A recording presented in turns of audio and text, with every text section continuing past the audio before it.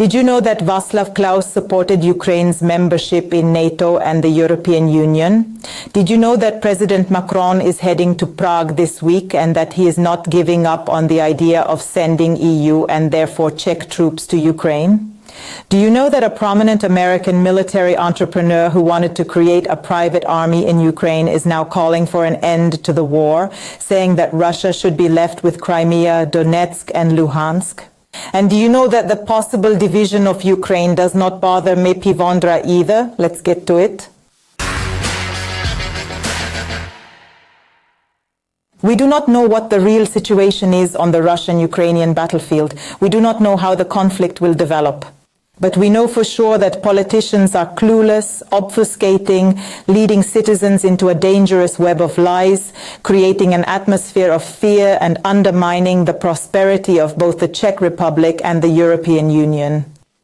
And it is Ukraine that is paying the heaviest price for this. We have gathered some information and statements that illustrate the bottomless swamp of untruths and constant changes of opinion. They also illustrate the utter cluelessness of both the Czech and EU political representation. The latter has exerted all its political power and some of the taxpayers' money to defeat Russia. However, the reality is that the Russian economy is growing despite the sanctions and the strong words of American and European politicians. And in terms of military power, even the government mouthpiece Forum Vertipoev says that we should, and I quote, prepare for a flood of bad news from Ukraine. In addition to the current politicians, the Zeros are also joining the debate on Ukraine. Not only President Miloš Zeman, but also Václav Klaus has undergone a development of note in this context. In 2005, during his visit to Ukraine as president, he vehemently supported Ukraine's membership in NATO and the European Union. Here it is. I want to assure you that the Czech Republic supports the idea of Ukraine's prospective membership of NATO and the European Union. We see this as the logical culmination of the positive changes that are taking place in your country, as a guarantee of Ukraine's firm anchorage in today's world. However, this January in Davos, Switzerland, Václav Klaus claimed something quite different. Listen to his comments on the Russian-Ukrainian conflict in the context of Ukraine's membership of the North Atlantic Treaty Organization. This war began on the 4th of April 2008. On that day, at the NATO summit in Bucharest, the decision was taken to admit Ukraine and Georgia to NATO. I was there at that event. I sat there and I already knew that what happened was a tragic mistake. I was there trying to argue against it. This decision was pushed through by the US and the UK, by George Bush and Gordon Brown, against the positions of most of the member countries involved, and in opposition to the positions of Germany and France. I must admit that I felt very depressed there. Or rather, in the year 2005, Václav Klaus advocated Ukraine's entry into NATO. This year, he educates us that in 2008, he knew that inviting Ukraine into NATO was a tragic mistake. Let us go abroad. Only 2 days elapsed between last weekend's explosive announcement by Slovak Prime Minister Fico that he would not allow Slovak troops to go to Ukraine to fight in what he described as an alarmist message, Russophilic pandering to the Kremlin and Lech, and French President Macron's admission that he does indeed want to send Euro-EU troops to Ukraine. By the way, we should be vigilant. The French president is visiting Prague this week. And according to the French press, he has not given up his intention to send EU troops to Ukraine and wants to discuss the strategy with the French opposition. Here it is. Emmanuel Macron will meet with leaders of France's main coalition and opposition political parties at the Élysée Palace on Thursday, March 7th, to discuss the situation in Ukraine. The discussion precedes a parliamentary debate and vote on support for Kyiv, the date of which has not yet been set. Macron's recent comments about the possible deployment of Western troops in Ukraine have drawn criticism from several opposition figures. The fact that French and British troops are already carrying out secret missions in Ukraine was admitted by German Chancellor Olaf Scholz. He said France and Britain were helping Ukraine launch cruise missiles at Russian targets. Listen.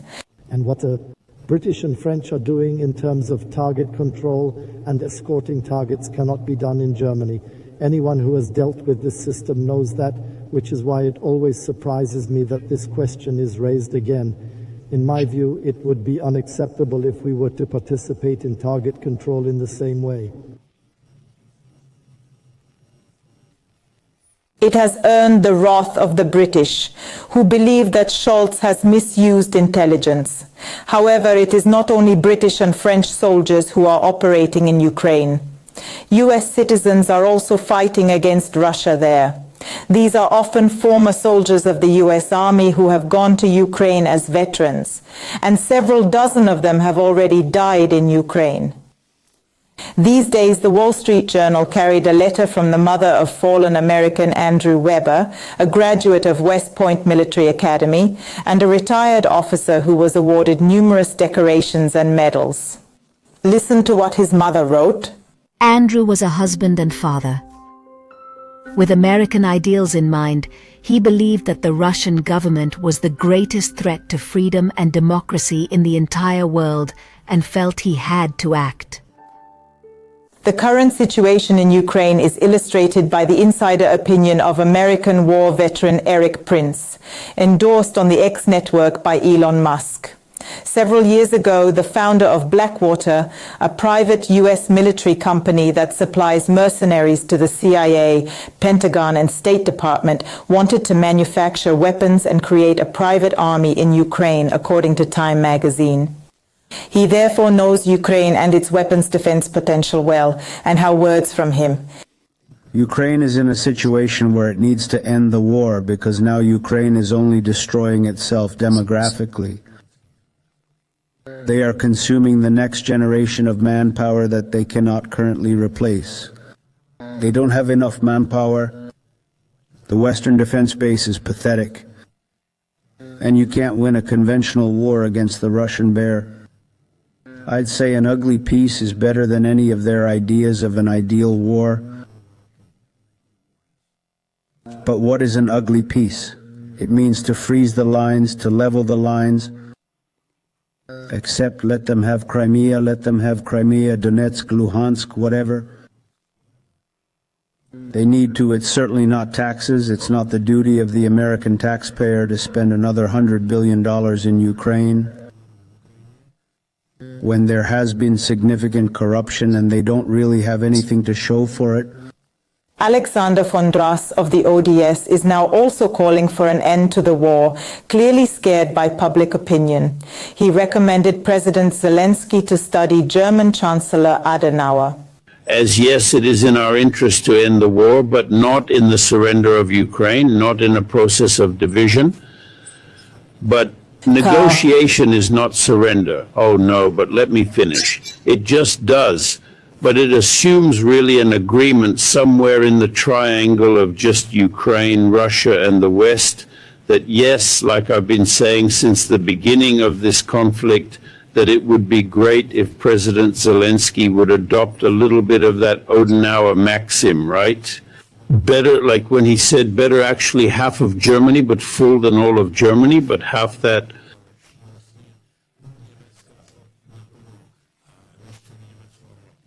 Ukrainian president also commented on the situation. Volodymyr Zelensky sharply criticized the delay in the delivery of arms and counterinsurgency weapons to Kiev and accused allies of internal political games or disputes. The world knows that it is possible to counter terror. The world has enough air defense systems, self-defense systems. And the launch in the supply of air defense weapons to Ukraine and the protection of Nashrani, unfortunately, leads to such losses. Ukraine has not asked for anything more than what is necessary to protect lives. And when lives are lost and our partners are simply playing internal political games or disputes that limit our protection, it is impossible to understand.